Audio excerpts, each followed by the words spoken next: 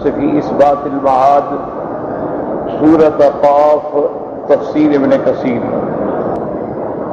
الحمد للہ رب العالمین والصلاة والسلام علی اشرف الانبیاء وسید المرسلین سیدنا محمد وعلی آلہ واصحابہ اجمعین۔ اللهم صل على سيدنا محمد وعلى آل سيدنا محمد كما صليت على إبراهيم وعلى آل إبراهيم في العالمين إنك حميد مجيد۔ أعوذ بالله من الشيطان الرجيم، بسم الله الرحمن الرحيم۔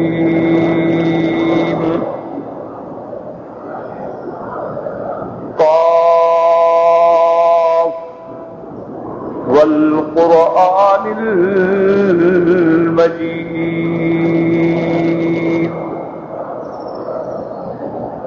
بل عجبوا أن جاءهم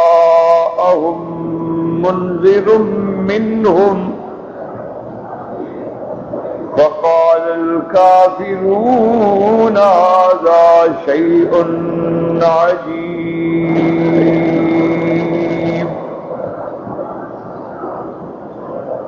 أإذا متنا وكنا ترابا ذلك رجع بعيد۔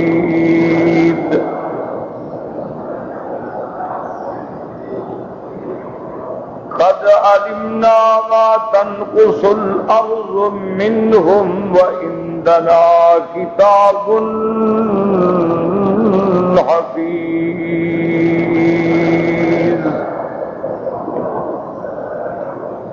بل كذبوا بالحق لما جاءهم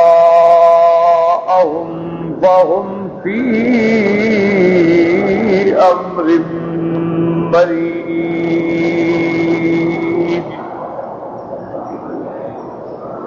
اللہ تبارک و تعالی نے اس سورت مبارکہ میں جو سورت قاف، سورت کے پہلے نام پر، پہلے حرف پہ جس کا نام ہے، یہ بھی سورت مکیہ ہے۔ الحمدللہ آپ متعدد بار پڑھ چکے ہیں اور سن چکے ہیں کہ قرآن مقدس میں جتنی صورتیں ہیں، بعض صورتوں کے بعد لکھا ہوتا ہے سورۃ مکیہ، یہ مکی صورت ہے، اور بعض صورتوں کے بعد لکھا ہوتا ہے سورۃ مدنیہ، یہ مدنی صورت ہے۔ اس کی موٹی بات یاد رکھیں، ورنہ علماء کے تو بڑے اقوال ہیں کہ جو آیات یا صورتیں میرے آقا پر ہجرت سے پہلے اتری ہیں، چاہے جہاں اتریں، وہ سور مکیہ ہیں، اور جتنی آیات اور صورتیں ہجرت کے بعد اتری ہیں وہ سب صورت مدنیہ ہیں، کیونکہ حضور صلی اللہ علیہ وسلم کی حیات طیبہ کے دو حصے ہیں، ایک مکی زندگی ہے، ایک مدنی زندگی۔ ورنہ آپ دیکھیں کہ سورۃ والمرسلات جو ہے وہ مینا میں اتری ہے، اور مینا تو حرم ہے، صرف مکہ نہیں بلکہ وہ تو حرم کے اندر ہے، مینا بھی حرم ہے، مزدلفہ بھی حرم ہے، لیکن اس کو سورۃ مدنی کہا جاتا ہے۔ اسی طرح جو آیات مبارکہ ہیں جس میں تکمیل دین ہے، اتمام نعمت ہے، رضا ہے اللہ کی، الیوم اکملت لکم دینکم واتممت علیکم نعمتی ورضیت لکم الاسلام دینا، یہ عرفات میں اتری، لیکن سورۃ مدنیہ کہا جاتا ہے۔ اسی طرح جیسے سورۃ الفتح ہے، انا فتحنا لک فتحا مبینا، لِيَغْفِرَ لَكَ اللَّهُ مَا تَقَدَّمَ مِنْ ذَنبِكَ وَمَا تَأَخَّرَ وَيُتِمَّ نِعْمَتَهُ عَلَيْكَ وَيَهْدِيَكَ صِرَاطًا مُسْتَقِيمًا۔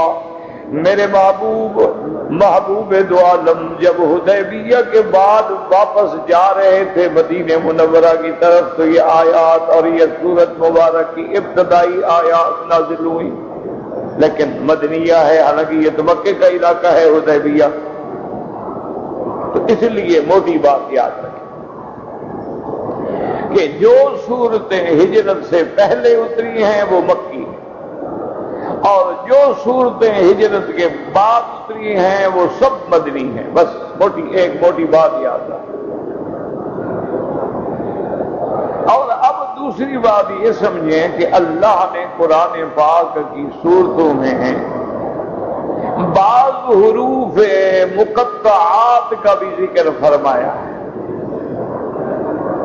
کہیں وہ الفاظ جو ہیں مفرد ہیں، کہیں ثنائی ہیں، کہیں ثلاثی ہیں، کہیں رباعی ہیں، کہیں خماسی۔ جیسے اللہ فرماتے ہیں الف لام میم، 3 حرف ہیں الف لام میم، اور کسی جگہ 2 لفظ ہیں حامیم، اور کسی جگہ مفرد لفظ ہیں جیسے اس صورت میں ہے قاف والقرآن المجید، یہ مفرد، صاد والقرآن الذکر، وہاں بھی مفرد حرف ہے صاد، نون والقلم وما یسطرون، وہاں بھی مفرد لفظ۔ اور یاد رکھیں کہیں پر ثلاثی الفاظ، جیسے اللہ تبارک و تعالی نے کئی مقامات پہ فرمایا الف لام میم،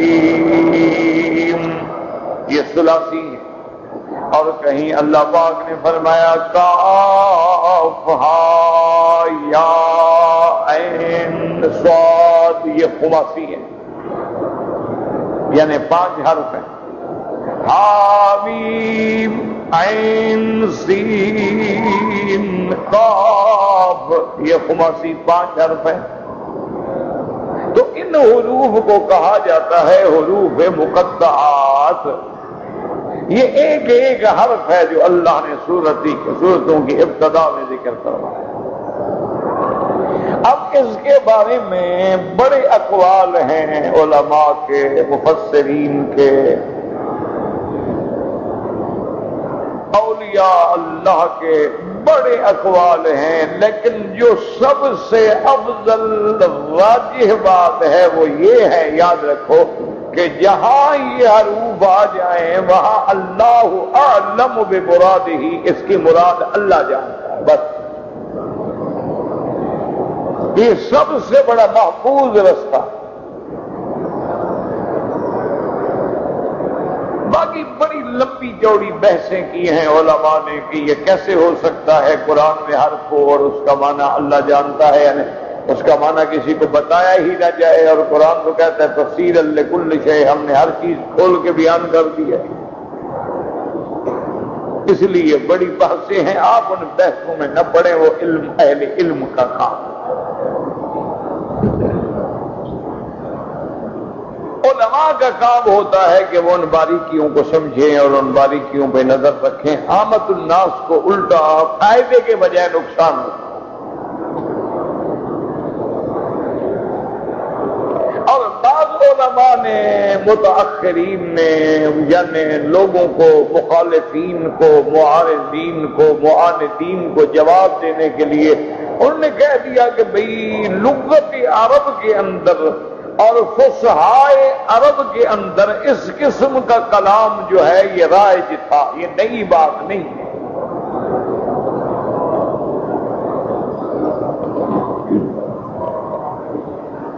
وہ کہتے ہیں کہ شعراء جاہلیت کے کلام میں جب ہم دیکھتے ہیں تو ایسا کلام ملتا ہے، قلت لها کفی فقاف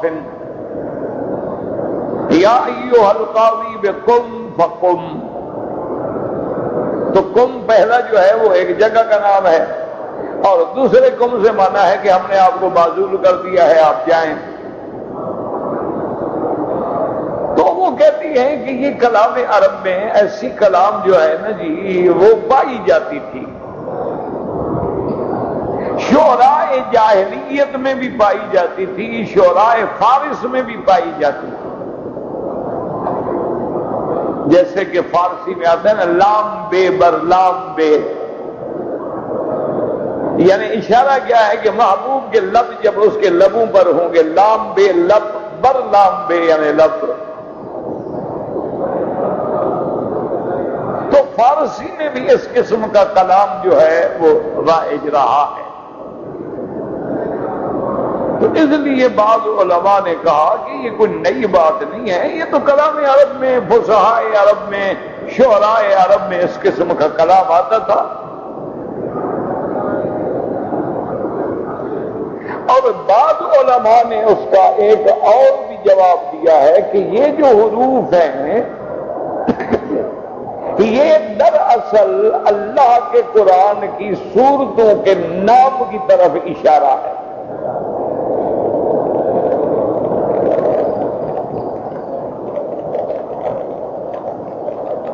کہ اس کے اندر جو ہے وہ گویا کہ اس سورت کا ایک اللہ نے اشارہ کر دیا ہے، خلاصہ ہے۔ اب جیسے علماء کہتے ہیں نا کہ سارے قرآن کا خلاصہ جو ہے وہ سورت فاتحہ میں ہے، اور سورت فاتحہ کا خلاصہ جو ہے وہ بسم اللہ الرحمن الرحیم میں ہے، اور پھر سب کا خلاصہ جو ہے وہ اس ایک نقطے میں ہے جو بے کے تحت میں ہے، کیونکہ ایک نقطہ مفردہ جو ہے وہ اللہ کی وحدانیت پہ دلالت کر رہا ہے، اور ہر چیز اسی کے نام کے ساتھ ہے، تو گویا خلاصہ ہو گیا ہر چیز کا۔ اس کے نام کے بغیر تو پھر کچھ بھی نہیں نا۔ تو اسی لیے بعض علماء فرماتے ہیں کہ ان حروف میں بھی گویا اس سورت کا مضمون کا خلاصہ ہوتا ہے۔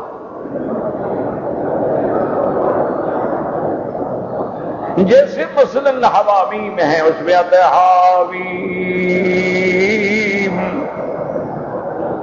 اب اس کو ملا دیں تو کیا بنے گا؟ ہم الامر، آ گیا اللہ کا حکم۔ تو کہتے ہیں کہ یہ کلام جو ہے کلام ادبا میں معروف ہے، کلام عرب میں معروف ہے۔ اور بعض علماء نے اس کا جواب دیا مخالفین کو، اور انہوں نے کہا کہ الف لام میم، یہ حروف جو ہیں یہ اللہ کے جتنے نام ہیں ان ناموں کی طرف اشارہ ہے۔ جیسے لفظ الف سے اللہ ہے، اسی طرح منان ہے، اسی طرح حاویم میں حنان ہے، منان ہے۔ انہوں نے کہا جتنے یہ حروف ہیں وہ اشارہ ہے اللہ کے اسماء اللہ الحسنہ کی طرف، اس لیے اللہ نے قرآن کے سورتوں میں یہ الفاظ کا ذکر فرمایا ہے، یعنی یہ اسماء اللہ کی طرف اشارہ ہے کہ لفظ اللہ کے بجائے صرف الف کا بیان ہو گیا۔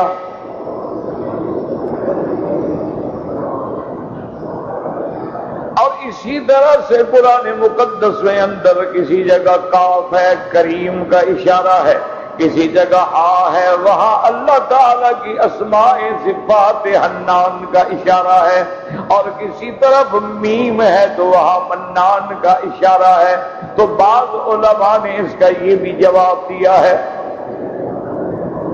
اور بعض علماء کہتے ہیں یوں سمجھو کہ اس میں اشارہ ہے الف لام میم، الف سے مراد اللہ ہے، لام سے مراد جبریل ہے اور میم سے مراد محمد الرسول اللہ ہے صلی اللہ علیہ وسلم، یعنی اللہ نے قرآن اتارا ہے، جبریل قرآن لانے والا ہے، اور جس پہ قرآن اتارا گیا وہ حضرت محمد مصطفیٰ صلی اللہ علیہ وسلم ہے۔ انہوں نے اس طرح بھی بات کی ہے، لیکن یاد رکھو یہ ساری باتیں جو ہیں نہ قرآن سے ثابت ہیں، نہ حدیث سے ثابت ہیں، نہ فرمان محمد مصطفیٰ سے ثابت ہیں، نہ صحابہ سے ثابت ہیں، نہ تابعین سے ثابت ہیں۔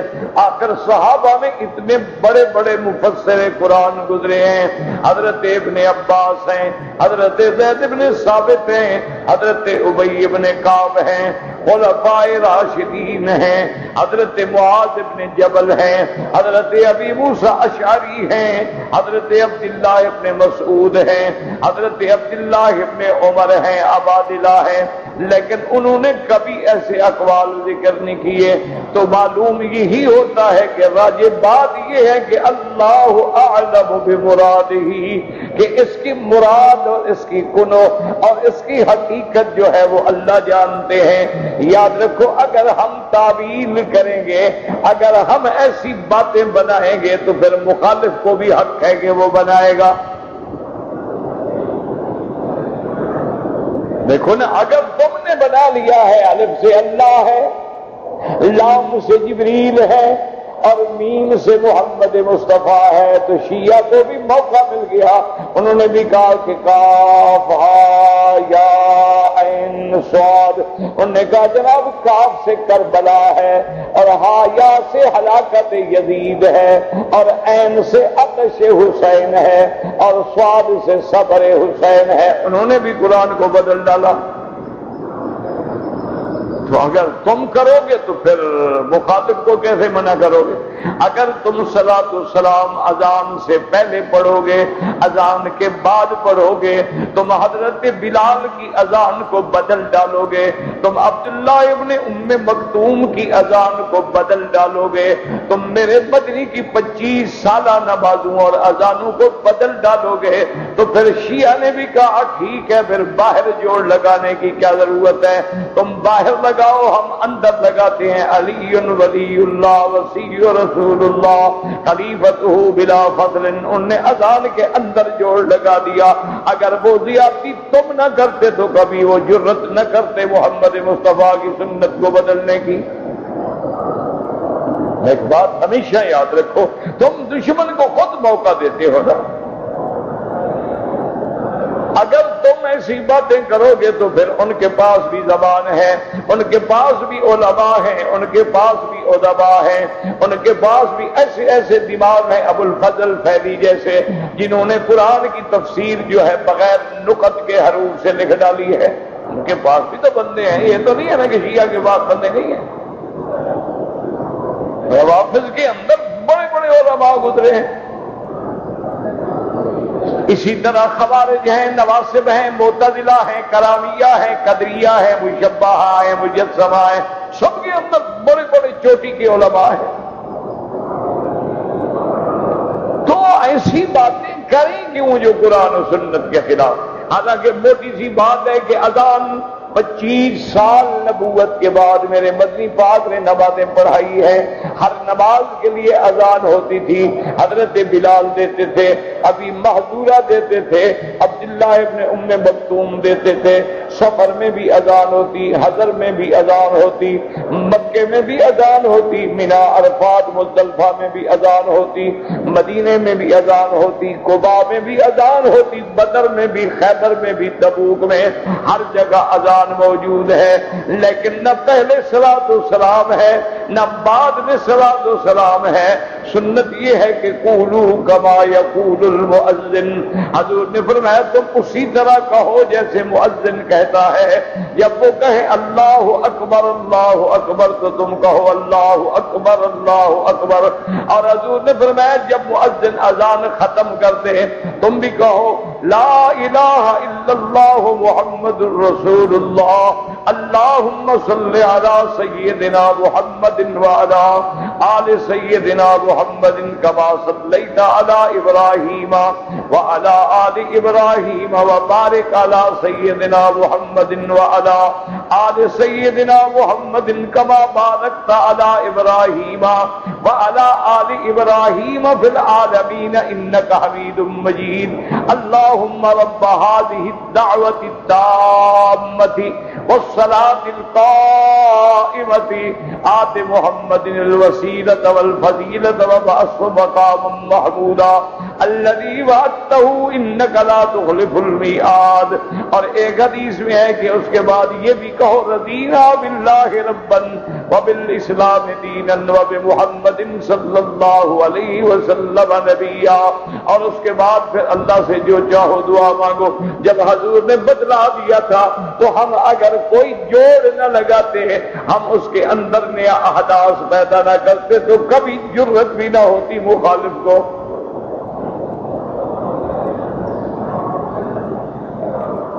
تو اگر تم بدلو گے تو پھر وہ بھی خاموش تو نہیں رہیں گے. حضرت اللہ شاہ بخاری رحمت اللہ علیہ اللہ ان کی قبر پہ رحمتیں فرمائے.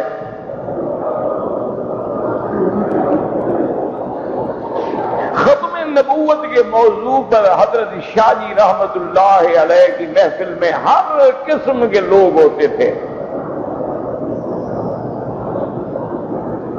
اس میں بریلوی علماء بھی ہوتے تھے, شیعہ کے بھی ہوتے تھے, سب لوگ ہوتے تھے.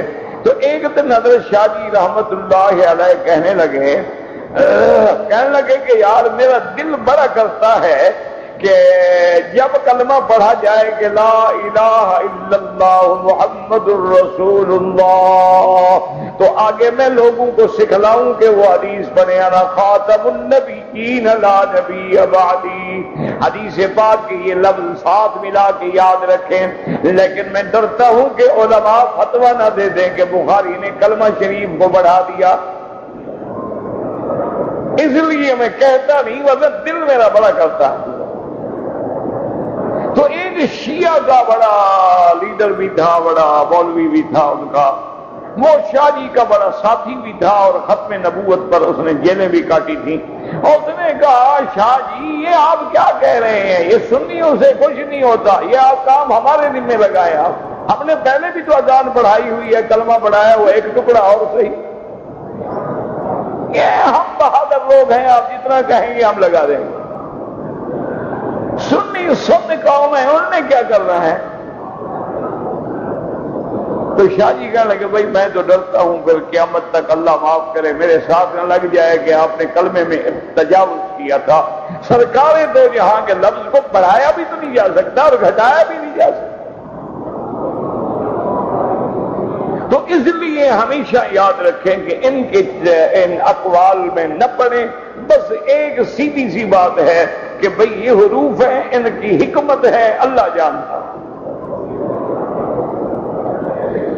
اب آگے یاد رکھیں کہ اس میں پھر دو قول ہیں کہ کیا ان حروف کا علم اللہ نے اپنے نبی پاک کو بھی عطا فرمایا تھا یا نہیں عطا فرمایا. بھئی امت کو تو علم نہیں ملا,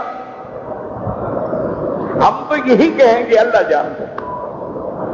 لیکن کیا حضور صلی اللہ علیہ وسلم کو جو شارع ہیں, جو صاحب نبوت و رسالت ہیں, کیا اللہ نے ان کو بھی علم عطا فرمایا تھا یا نہیں فرمایا تھا؟ تو بعض علماء فرماتے ہیں کہ اللہ نے آپ کو علم تو دیا تھا لیکن آگے بیان کرنے کی اجازت نہیں. اللہ نے بتلا دیا تھا لیکن سر من اسرار اللہ کہ یہ سر ہے, یہ اللہ کا ایک راز ہے, بس اس کو رہنے دیں. کیونکہ بعض علم جو ہے نا وہ اسرار ہوتے ہیں نا, سب پہ تو نہیں کھلتے ہیں. اسی لیے آپ کے یہ دنیا کے جو علوم ہیں نا, جیسے کیمیا ہے, سونے بنانے والا, کیمیا اور لیمیا اور سیمیا اور ریمیا, یہ چار علم ہیں نا, تو تو یہ چار علم جو ہے یہ بھی راز ہیں اللہ کے، اس لیے بزرگوں نے اس کو جمع کیا ہے تو کیا بنے گا؟ کل سر، یہ سب کے سب راز ہیں۔ کل کاف سے کیمیا، لام سے لیمیا، سین سے سیمیا، رے سے ریمیا، تو جب چاروں کو ہم نے جمع کیا تو کیا بنے گا؟ کل سر، یہ سب راز ہیں۔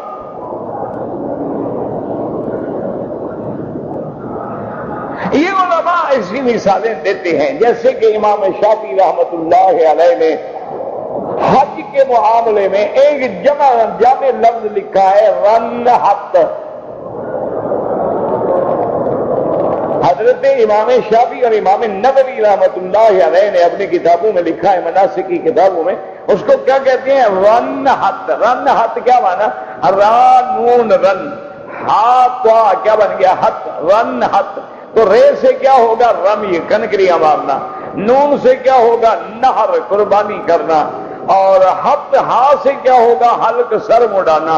اور طوا سے کیا ہوگا؟ طواف زیارت۔ تو گویا ان اعمال کی ترتیب آ گئی کہ پہلے کنکریاں مارو، پھر قربانی کرو، پھر حلق کرو، پھر آگے طواف زیارت کرو۔ اس کو جمع کریں گے تو کیا بن جائے گا؟ رنحت۔ تو یہ علماء کے ہاں قاعدہ ہوتا ہے۔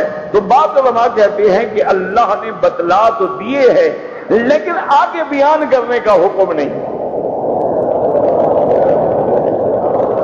جیسے اللہ نے اپنے محبوب کو مدینہ منورہ میں رہنے والے منافقین سب کے نام بتا دیے لیکن آگے بیان کرنے کا حکم نہیں دیا۔ حضور صلی اللہ علیہ وسلم نے صرف حضرت حذیفہ بن الیمان جو صحابی ہیں ان کو بتا دیے تھے اور کسی کو نہیں بتائے، تو گویا ایک راز ہے۔ اور بعض علماء فرماتی ہیں کہ نہیں، اللہ اعلم بمرادہ، اللہ تبارک و تعالیٰ ان حروف کی مراد کو جانتے ہیں۔ اللہ نے اپنے نبی کو بھی نہیں بتلایا ہے تاکہ محمد مصطفیٰ کا بھی ایمان بالغیب ہو جائے۔ اس کی وجہ یہ ہے کہ اللہ تبارک و تعالیٰ نے بہت سارے غیب حضور پہ کھول دیے ہیں۔ اللہ تبارک و تعالیٰ نے آسمان دکھلا دیے ہیں، اللہ تبارک و تعالیٰ سدرۃ المنتہا پہ لے گئے، اللہ نے جنت دکھلا دی، اللہ نے جہنم دکھلا دی، اللہ تبارک و تعالیٰ نے جہنم کے انواع من العذاب دکھلا دیے، اللہ نے جنت کے انعامات دکھلا دیے، اللہ تبارک و تعالیٰ نے جنت میں جو غلمان ہیں، جو حور العین ہیں، جو وہاں پھل ہیں، وہ سارے اپنے مدنی پاک کو دکھلا دیے ہیں۔ پھر اللہ تبارک و تعالیٰ نے حضور صلی اللہ علیہ وسلم کو عرش کے قرب میں بھی بلا لیا ہے۔ جب ساری چیزیں اللہ نے دکھلا دی ہیں، عذاب قبر کا نمونہ بھی دکھلا دیا ہے، راحت قبر کا نمونہ بھی دکھلا دیا ہے، مرنے کے بعد صحابہ کا فرشتوں کے ساتھ اڑنا بھی دکھلا دیا ہے۔ تو اللہ چاہتے تھے کہ کچھ چیزیں ایسی بھی رہ جائیں جن کا علم نبی کو نہ ہوتا کہ ان کو بھی ایمان بالغیب کی فضیلت حاصل ہو جائے، اس لیے اللہ نے قرآن میں ایسے حروف رکھ دیے ہیں اور اشارہ کر دیا میرا مدنی عالم الغیب میری ذات ہے، جب تک میں نہ بتاؤں آپ ساری زندگی قرآن پڑھتے رہیں لیکن ان حرفوں کا معنی نہیں جان سکتے کیونکہ میں نے نہیں بتلایا۔ اس لیے ہمیشہ یاد رکھیں یہ اللہ کے قرآن کی حکمتیں ہیں۔ دعا کریں کہ اللہ ہمیں قرآن پڑھنے کی اور پڑھنے کے بعد سمجھنے کی اور اس کے بعد عمل کرنے کی بھی توفیق عطا فرمائے۔ لیکن ایک بات یاد رکھیں، علماء نے قرآن کی اس آیت سے استدلال کیا ہے کہ لا یمسہ الا المطہرون، کہ قرآن کو بغیر پاکی کے کوئی چھوڑ نہیں سکتا، یعنی ناپاک آدمی قرآن کو ہاتھ نہ لگائے، ناپاک عورت قرآن کو ہاتھ نہ لگائے، جنبی مرد قرآن کو ہاتھ نہ لگائے، حیض و نفاس میں قرآن کو ہاتھ نہ لگائے، کیونکہ قرآن پاک رب کا پاک کلام ہے تو پاک ہاتھ لگانے چاہیے۔ لیکن بعض علماء نے اشارہ کیا ہے، وہ کہتے ہیں لا یمسہ الا المطہرون کی طرف اشارہ ہے کہ اس کی کنوں کو اور اس کے حکمتوں کو اور اس کے اسرار کو صرف وہ سمجھ سکتے ہیں جو میرے گناہوں سے پاک بندے ہیں۔ انہوں نے کہا اگر گناہ ہوں گے تو قرآن پھر سمجھ نہیں آئے گا۔ اللہ اکبر اللہ۔ اسی لیے وہ بڑا مشہور شعر ہے نا کہ طالب العلموں نے حضرت وقی جو امام ہے حدیث کے، ان کی خدمت میں جا کے عرض کیا کہ حضرت ہم قرآن بھی پڑھتے ہیں حدیث بھی پڑھتے ہیں لیکن ہمارے حافظ تھک گئے ہیں، کمزور ہو گئے ہیں، ہمیں بات یاد نہیں رہتی، دوسرے دن بھول جاتی ہے، اس کے لیے کوئی علاج بتائیں۔ تو اس کو انہوں نے شعر میں ذکر کیا ہے کہ شکوت الی وقی سوء حفظی اوصانی الی ترک المعاصی، کہ ہم نے حضرت امام وقی کو شکایت کی ہمارے حافظ کمزور ہیں، آپ نے فرمایا گناہ چھوڑ دو تو حافظ کبھی ہو جائیں گے۔ اللہ اکبر۔ گناہوں سے بندہ برباد ہو جاتا ہے نا، ظاہری بھی اور معنوی طور پہ بھی برباد ہو جاتا ہے۔ تمام اعضاء جو ہے نا جی، ظاہری باطنی ہر لحاظ سے ختم ہو جاتے ہیں، کیونکہ گناہ اللہ سے بغاوت ہے۔ جب اللہ کا باغی بن جائے گا تو پھر طاقت کہاں سے رہے گی؟ اس لیے آپ نے فرمایا شکوت الی وقی سوء حفظی فاوصانی الی ترک المعاصی، اور آگے اسی کا ایک کلمہ ایک نور ہے، العلم نور لا یؤتی لعاصی، علم نور ہے وہ کسی گناہگار کے سینے میں اللہ محفوظ نہیں رکھتے ہیں۔ تو اس لیے قرآن کو سمجھنا ہے تو گناہوں سے توبہ کریں، قرآن کو سمجھنا ہے تو گناہوں سے اپنے آپ کو بچائیں، قرآن کو سمجھنا ہے تو بدن بھی پاک ہو، کپڑے بھی پاک ہوں، جگہ بھی پاک ہو، اور قرآن کو ادب کے ساتھ اونچے مقام پہ رکھیں، اور قرآن کو ترتیل کے ساتھ پڑھیں، ایک ایک حرف کر کے پڑھیں، پھر دیکھیں کہ قرآن کیسے سمجھ آتا ہے۔ دیکھا نہیں ہے آپ نے کہ ائمہ حرمین جو ہے نماز پڑھتے پڑھتے روتے روتے ڈوب جاتے ہیں، کیوں؟ ایک ایک لفظ سمجھ رہے ہیں۔ ہم تو پیچھے کھڑے ہیں نا، وہی تو مٹھو چوری کھائے گا، نہ مٹھو کا پتہ ہے نہ چوری کا پتہ ہے نہ کھانے کا پتہ ہے، ہم تو پیچھے وہی ہے نا، ہمارا تو وہی ہے، ہم کھڑے ہیں بس، کوئی پتہ نہیں ہم نے کیا پڑھا ہے کیا نہیں پڑھا۔ اللہ اکبر اللہ اکبر۔ تو اس لیے یاد رکھیں کہ یہ قرآن کے حروف مقطعات ہیں۔ اللہ فرماتے ہیں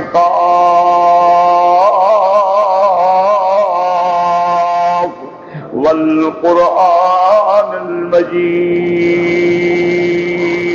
اچھا یاد رکھیں کہ پورے قرآن کے اندر 3 مضمون ہیں جو اہم ہیں۔ ہمیشہ یاد رکھو کہ سارے قرآن کو جب پڑھو گے تو اس میں 3 مضامین ہیں جو اہم ہیں۔ سب سے پہلا مسئلہ توحید۔ سارے قرآن میں نظر ڈالو نا، الف سے لے کر یہ تک۔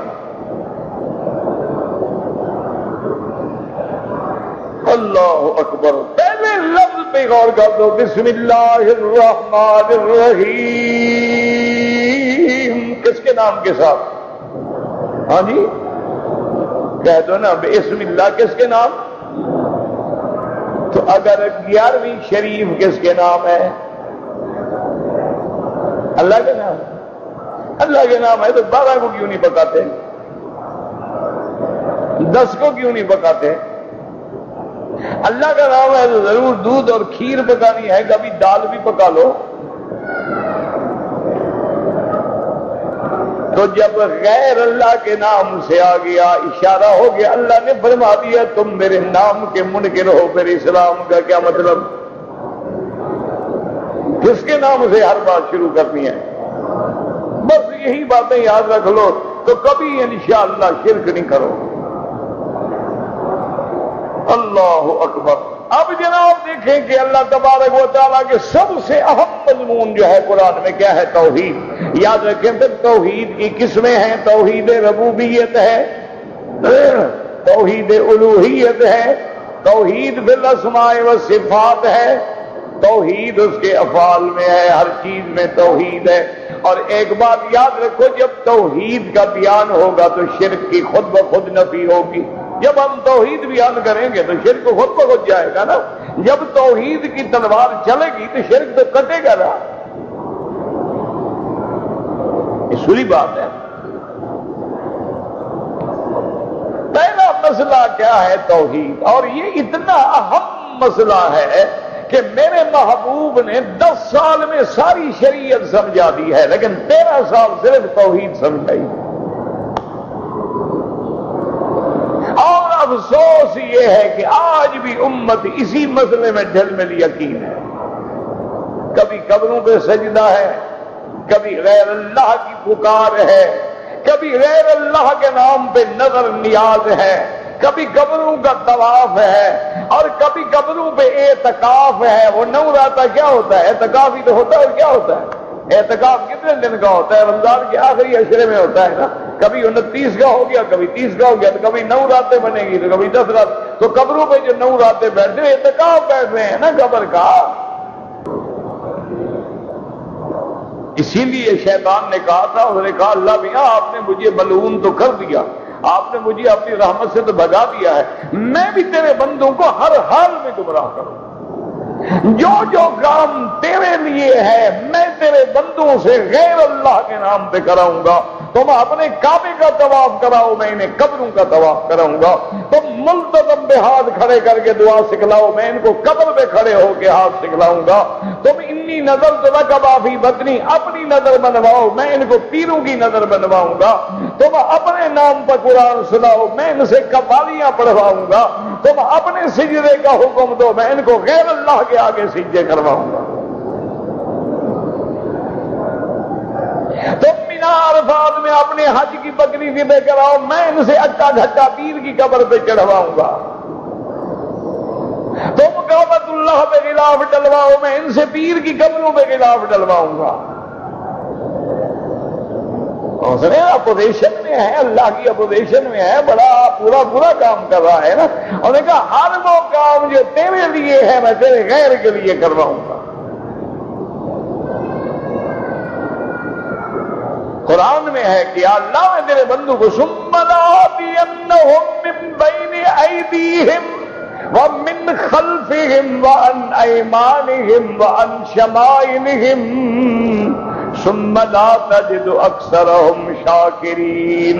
یا اللہ میں تیرے بندوں کو آگے سے گمراہ کروں گا، پیچھے سے گمراہ کروں گا، دائیں سے حملہ کروں گا، بائیں سے حملہ کروں گا. پھر آپ دیکھیں گے کہ بہت تھوڑے لوگ ایمان پہ رہیں گے، باقی سب کو میں گمراہ کر ڈالوں گا. لیکن یاد رکھو ہمیں بھی اللہ کی رحمت پہ امید ہے. اللہ نے فرمایا قرآن میں ہے نا فَبِعِزَّتِكَ لَأُغْوِيَنَّهُمْ اجمعین. شیطان کہتا ہے مجھے تیرے عزت و جلال کی قسم ہے. شیطان کس کی قسم کھا رہا ہے؟ ہاں جی، پیروں کی. پھر جو پیر کی قسم کھاتے ہیں پتہ نہیں وہ شیطان سے بھی کس درجے میں ہیں. شیطان خدا کی قسم کھائے یہ کہنا ہے جی مجھے پیر کی قسم ہے، روضہ پیر کے روضے کی قسم ہے، سائیں پیر کے پنڈے کی قسم ہے جناب مجھے. اور یاد رکھو یہ کفر ہے، شرک ہے کسی غیر کی قسم کھانا. یہ چھوٹا موٹا گناہ نہیں. یہ جو کہتے ہیں نا جی مجھے بچے کے سر کی قسم ہے، مجھے آنکھوں کی قسم ہے، مجھے رزق کے اٹے کی قسم ہے، بندہ کافر ہو جاتا ہے. اب دیکھو ملعون ہے، ابلیس ہے، لیکن کس کی قسم کھاتا ہے؟ فَبِعِزَّتِكَ، بھی تیری عزت و جلال کی قسم ہے. لَأُغْوِيَنَّهُمْ اجمعین، میں تیرے سارے بندوں کو گمراہ کر ڈالوں گا. آگے میرے اللہ کا جلال دیکھیں، اللہ نے فرمایا بدبخت وَبِعِزَّتِي وَبِجَلَالِي، مجھے بھی اپنی عزت و جلال کی قسم ہے جب میرا بندہ توبہ کرے گا میں بھی سارے گناہ معاف کر دوں گا. دعا کرو اللہ ہمیں بھی توبہ نصیب کر دے. اللہم تبنا الیک، اللہم تبنا الیک. استغفر اللہ استغفر اللہ استغفر اللہ الذی لا الہ الا هو الحی القیوم واتوب الیہ. اللہ اکبر. مسلمانوں توبہ کا دروازہ کھلا ہے، توبہ کر.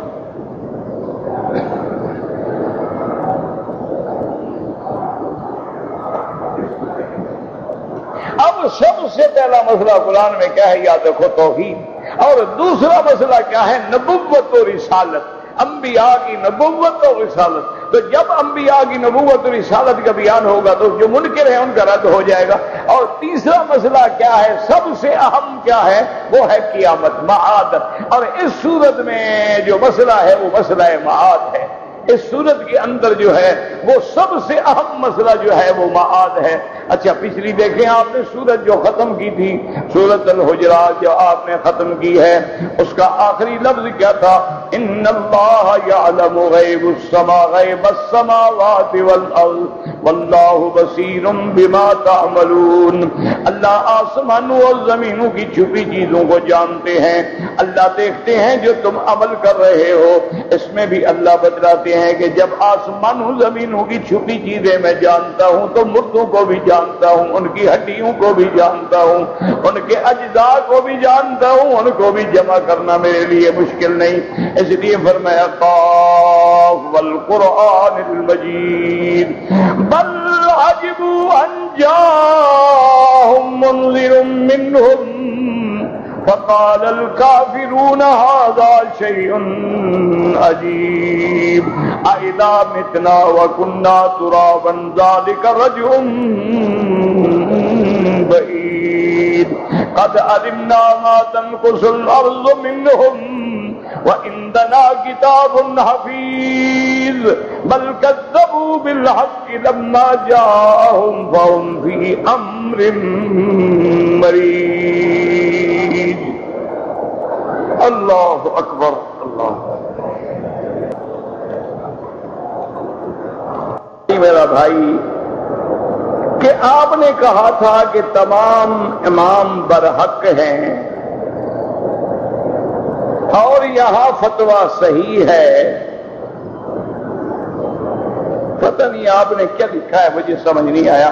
بہرحال گزارش یہ ہے کہ تمام ائمہ برحق ہیں، اللہ ان کی قبروں پہ کروڑوں رحمتیں، لیکن ہم اس امام کی فقہ پہ عمل کریں گے جو ہمارے ملک میں عملاً اور درساً متواتر ہوگی۔ تمام انبیاء برحق ہیں لیکن عمل کس پہ کریں گے؟ شریعت محمد مصطفیٰ پر۔ ہم سب کو حق مانیں گے لیکن عمل حضور کی شریعت پہ کریں گے۔ اسی طرح ائمہ اربع حق ہیں لیکن جس ملک میں جس فقہ کا رواج ہے اسی پہ عمل ہو۔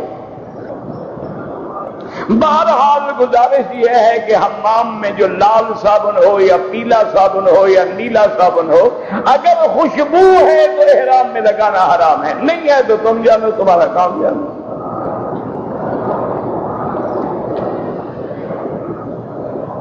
اسلام اور ایمان میں آپ یوں سمجھیں کہ کوئی فرق نہیں، مسلم بھی مومن بھی ایک مطلب ہے۔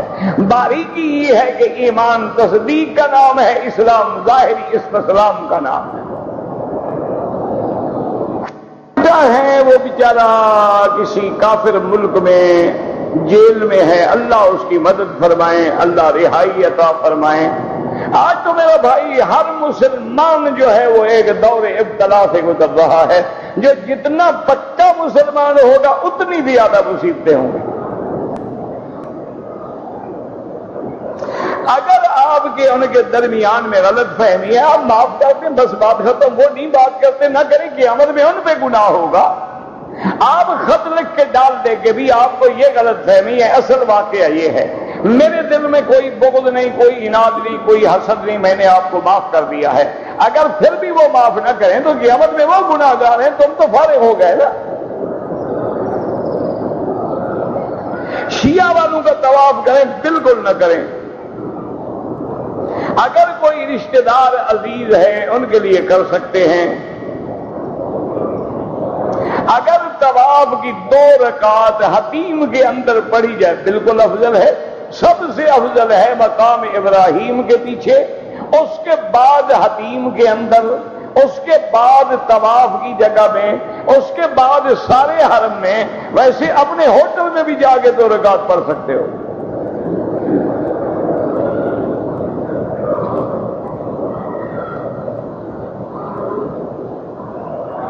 کہتے ہیں کہ میں کام کے لیے کوشش کرتا ہوں، وہ مجھے بوڑھا سمجھ کے ٹال دیتے ہیں، تو آپ کوئی بوڑھوں والا کام تلاش کریں نا، جیسے چوکی داری ہوتی ہے، کسی بلڈنگ کی حفاظت ہوتی ہے، پہرا ہوتا ہے، وہاں تو نوجوان کی ضرورت ہی نہیں ہے۔ باقی اللہ سے دعا کرو اللہ مدد کرے۔ آپ زمزم کا پانی ہم کسی کافر کو دے سکتے ہیں، بالکل دے سکتے ہیں۔ ابو جہل اینڈ کمپنی کون سا پانی پیتے تھے مکے میں؟ یہی سارا زمزم تو پیتے تھے، وہ تو گھٹی بھی زمزم کی لگائی جاتی تھی ان کو۔ اگر کسی آدمی نے کسی جگہ پر 15 دن ٹھہرنے کی نیت کر لی ہے تو مسافر نہیں ہوگا، اب نمازیں پوری پڑے گا، چاہے وہ دوسرے دن بھی چلا جائے۔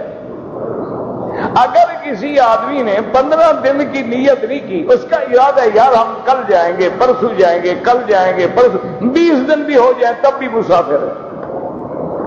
اصل مدار نیت پہ ہے، یوں سمجھ لو۔ میں نے صفا مروہ کے آج چکر لگائے ہیں، بہرحال غلطی کی ہے آپ نے، آئندہ احتیاط کریں۔ 7 بہرحال ہو گئے، اللہ قبول فرمائے۔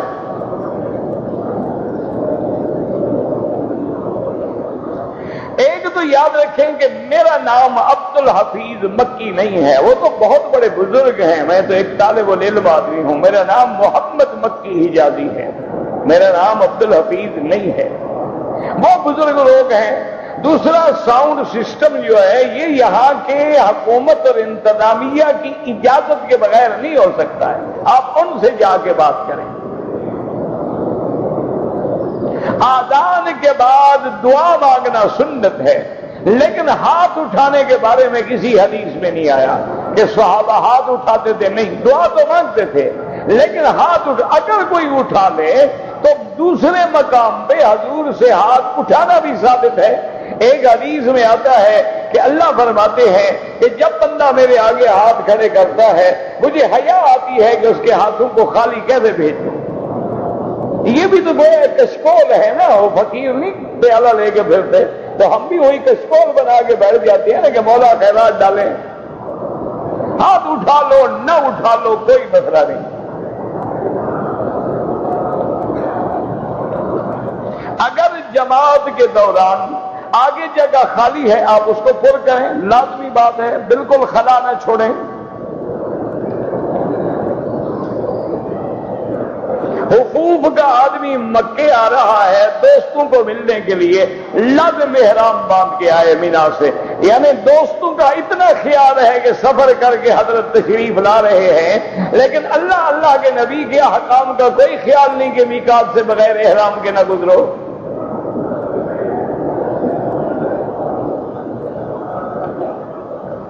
کہتا ہے جی کہ یتیم مسکین بیوہ کی کفالت کرنے سے اللہ خوش ہوتا ہے، بالکل قرآن میں کہاں ذکر ہے؟ قرآن میں موجود ہے وَيُطْعِمُونَ الطَّعَامَ عَلَىٰ حُبِّهِ مِسْكِينًا وَيَتِيمًا وَأَسِيرًا۔ قرآن میں تو ہر جگہ ہے، تم نہ پڑھو تو کیا کریں؟ قربانی کرنے کے گوشت پہ کل شریف پڑھیں، کل شریف وہاں نہیں پڑھنے، سنت ہے بسم اللہ اللہ اکبر، انی وجہت وجہ للذی فطر السماوات والارض حنیفا وما انا من المشرکین ان صلاتی ونسکی ومحیایا ومماتی للہ رب العالمین۔ یہ کل شریف اور کندھانے شریف جو ہے یہ تمہاری بدعات شریف ہے، ان کا حدیث سے کوئی تعلق نہیں۔ اچھا کبھی ایک تجربہ کرو میری ایک بات کا، آپ ایسا کریں نا، ابھی حج پڑھ کے جائیں گے نا تو ایک دن مولوی صاحب کو گھر میں بلائیں اور 3-4 دن کی بچی ہوئی دال ہو اور 3-4 دن کی بچی ہوئی کھٹی لسی ہو اور باجری کا اتنا موٹا بنا ہوا روٹی ہو، رکھو کہو کل شریف ختم شریف پڑھو، اگر پڑھ جائے نا جو مرضی ہے مجھے سزا دینا۔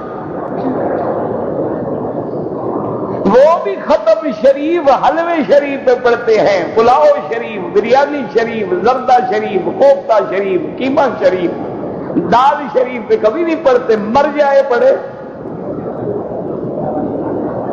اس کو پتا ہے کہ میں بدعت کر رہا ہوں، گناہ کر رہا ہوں، تو جو پیٹ کو بھروں، ورنہ مولوی کو پتا ہے کہ یہ بدعت ہے۔ اللہ اور اس کا نبی وارث کہنا بالکل غلط ہے، وارث اللہ کی ذات ہے، للہ میراث السماوات والارض۔ یا رسول مدد کہنا سب سے بڑا شرک ہے، مدد کرنے والی اللہ کی ذات ہے۔ اللہ کا نبی کہتا ہے وانصرنا، اللہ ہماری مدد کر۔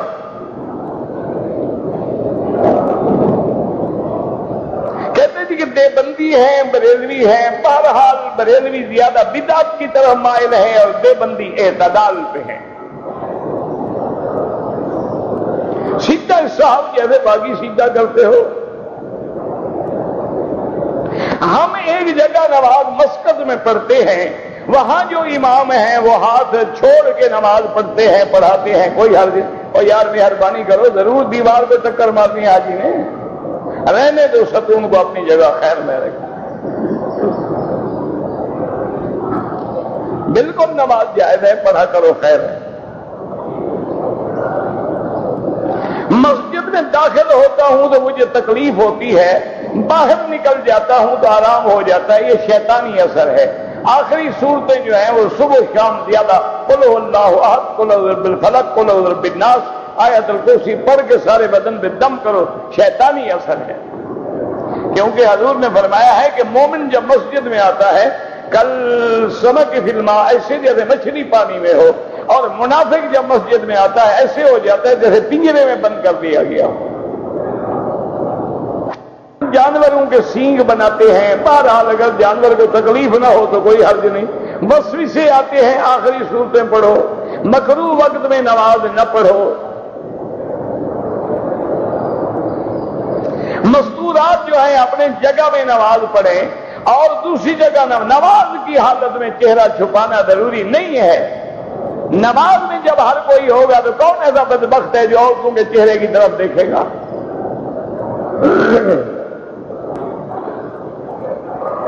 ایک آدمی کو بیماری کی وجہ سے پیشاب کے قطرے گرتے ہیں، مجبوری ہے انڈر ویئر رکھے تاکہ مسجد میں نہ گریں، اور ہر نماز کے لیے نیا وضو کریں۔ اگر ایک آدمی نے صفا مروہ سے شروع کی اور صفا پہ ختم کی، بالکل ادا نہیں ہوئی، دوبارہ شروع کر کے صحیح دوڑے۔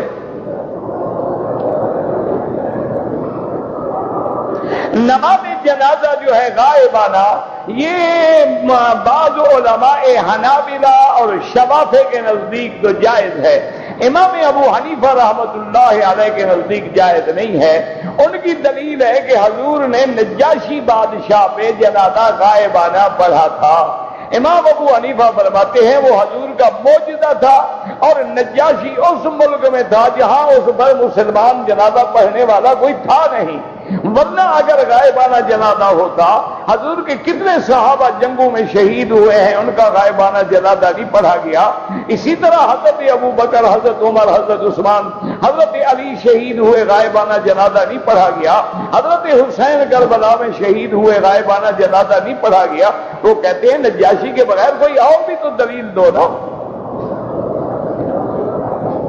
بہرحال جو پڑھتے ہیں اعتراض نہ کرو، احناف کے نزدیک جائز نہیں۔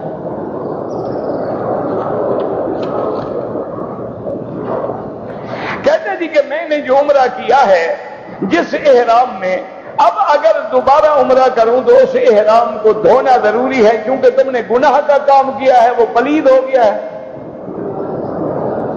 کوئی عقل کرو، عمرے کا کام نیکی کا کام ہے یا گندا کام ہے؟ تو عمرے کا احرام کیوں خراب ہو گیا؟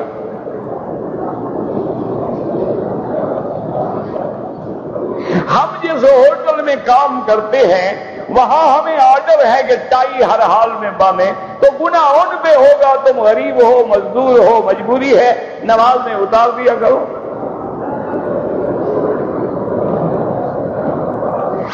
صلی اللہ علیہ وسلم حجر اسود کو آپ نے چوما ہے، آپ نے لکڑی لگا کے بھی چوما ہے، یہ ثابت نہیں کہ ہر چکر میں ضرور چومیں، بس ایک دفعہ ہو گیا کافی ہے۔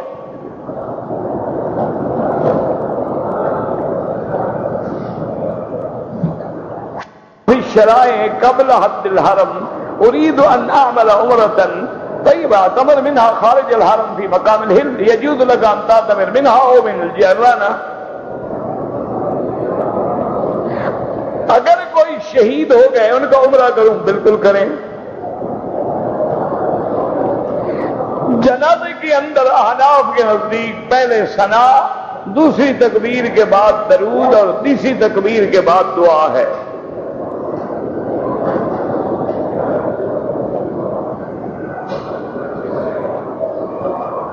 کہتے تھے کہ امیر کے بغیر کام نہیں چلتا، لیکن بیوی بھی باغی ہو جائے، اولاد بھی باغی ہو جائے تو ہم کیا کریں؟ پھر امیر خراب ہے نا، امیر اچھا ہوتا تو باغی نہ ہوتے نا۔ تو وہ خود ٹھیک ہو جاؤ، وہ عورت بھی ٹھیک ہو جائے گی، اولاد بھی ٹھیک ہو جائے گی۔ باقاعدہ بزرگوں نے لکھا ہے کہ جس دن ہم گھر میں آئے، بیوی کوئی نافرمانی کرے یا اولاد نافرمانی کرے، ہمیں یقین ہوتا ہے کہ ہم سے آج ضرور کوئی گناہ ہوا ہے جس کی یہ سزا مل رہی ہے۔ جو لوگ قرآن پاک کے لفظ بڑھا دیں یا گھٹا دیں وہ کافر ہیں۔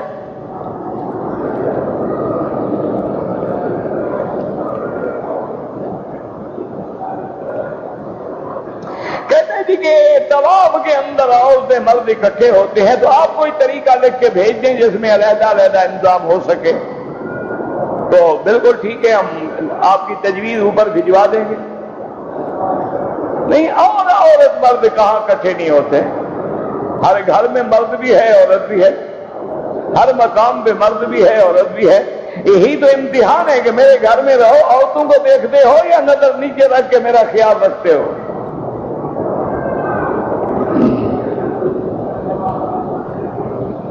دعا کی کتاب اٹھا کے طواف کرنا تو بدعت ہے۔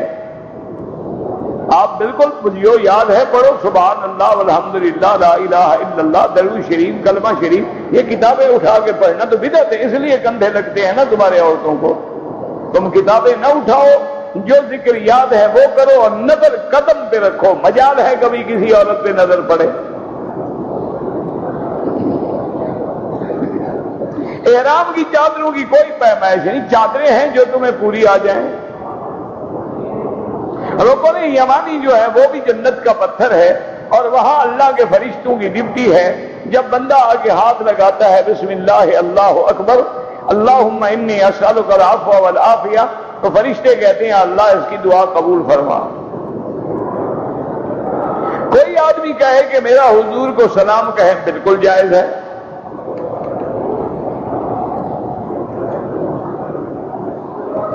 اگر کوئی آدمی صفا دوڑنے کے لیے جا رہا تھا لیکن اس نے حجر اسود کا استلام بھول گیا، کوئی حرج نہیں۔ کافروں کو قرآن دے سکتے ہیں اگر یقین ہو کہ وہ پڑھیں گے، اگر خطرہ ہو کہ توہین کریں گے تو پھر بالکل نہ دیں۔